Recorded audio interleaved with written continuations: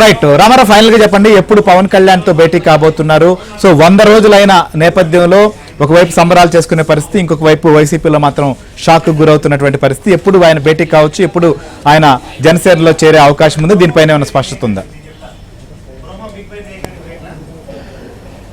రేపు పవన్ కళ్యాణ్తో బాలినేని శ్రీనివాసరెడ్డి భేటీ కాబోతున్నారు శ్రీహరి. ఆ తర్వాత ఆయన అనుచరులతో వచ్చి జనసేనలో చేరేందుకు ముహూర్తం ఫిక్స్ చేసుకోబోతున్నారు. ముందుగా పవన్ కళ్యాణ్తో భేటీ అయ్యి అసలు ఆయన ఏమనుకుంటున్నారు, పవన్ కళ్యాణ్ ఏం చెప్తారు అనేది కూడా సుదీర్ఘంగా చర్చించిన తర్వాత ఆయన అనుచరులతో వచ్చి ఎప్పుడు పార్టీలో జాయిన్ కాబోతున్నారు అనేది కూడా తేలే అవకాశం ఉంది.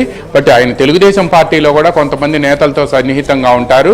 కానీ ఆయన తెలుగుదేశం పార్టీలో చేరేందుకు ఒంగోలులో ఉండే తెలుగుదేశం పార్టీ నేతలు తీవ్రంగా వ్యతిరేకిస్తున్నారు. ఎందుకంటే ఇప్పటికే 5 సార్లు ఎమ్మెల్యేగా 2 సార్లు మంత్రిగా పనిచేసిన బాలినేని శ్రీనివాసరెడ్డితో ఒంగోలులో ఉండే తెలుగుదేశం పార్టీ నేతలకు పచ్చగడ్డేస్తే బొగ్గుమనే వైరం ఉంది.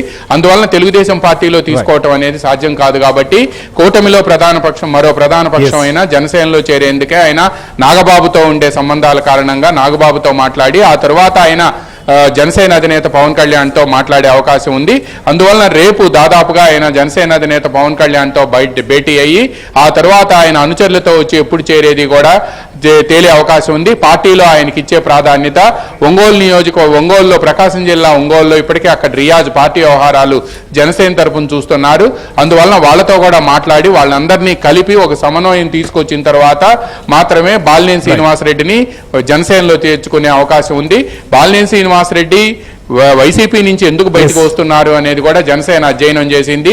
ఆయనకు అక్కడ గిట్టకపోవటంతో పాటు ముఖ్యంగా వైవి సుబ్బారెడ్డితో ఉన్న వైరంతో పాటు పార్టీలో తగ్గుతున్న ప్రాధాన్యత, ఇక జగన్కి ముఖ్యంగా వైసీపీకి భవిష్యత్తు లేదు అనేది కూడా ఒక ఆందోళనతోనే ఆయన కూటమి ప్రభుత్వం వైపు కూటమిలో ముఖ్యంగా జనసేనలో చేరాలి అని చెప్పి కూడా నిర్ణయించుకున్నట్టు తెలిసింది.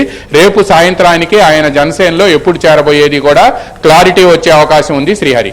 Right, thank you Ramarao, thank you Venkatarao. So ఇది మొత్తానికైతే మాజీ మంత్రి బాలినేని వైసీపీకి రాజీనామా చేశారు. ఆయన జనసేన పార్టీలో చేరబోతున్నట్లుగా ఇప్పటి వరకు మాత్రం సమాచారం ఉంది. ఆయన పవన్ కళ్యాణ్ తో భేటీ అవడం, తర్వాత దీనిపైన ఒక నిర్ణయం తీసుకునేటువంటి పరిస్థితి. మొత్తానికి మాత్రం వైసీపీకి వరుసగా షాక్ మీద షాక్లు కొనసాగుతున్నాయి. బాలినేని ఎపిసోడ్ తో మాత్రం ఉమ్మడి ప్రకాశం జిల్లాలో పార్టీకి కూడా తీవ్ర నష్టం తప్పదనేటువంటి పరిస్థితి మాత్రం